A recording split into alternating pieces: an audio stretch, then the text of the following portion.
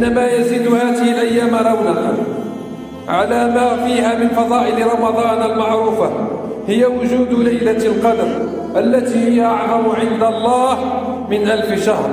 وتفسير هذه الآية أي ليلة القدر خير من 1000 شهر أن العمل والاجتهاد في قيام هذه الليلة يعدل عبادة 1000 شهر. وأعظم من هذا القول عند بعض المفسرين أن لفظة 1000 غير مقصود بها العدد بل المراد الدهر، فالعرب تعبر بال1000 عن التكثير لا إرادة العدد بعينه.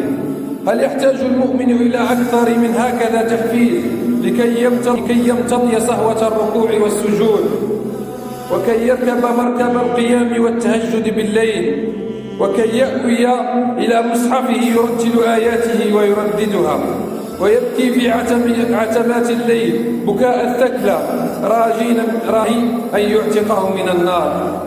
يقول الإمام ابن القيم رحمه الله: لو كانت ليلة القدر ليلة واحدة في السنة لقمت السنة حتى أدركها، بالك ب10 ليال.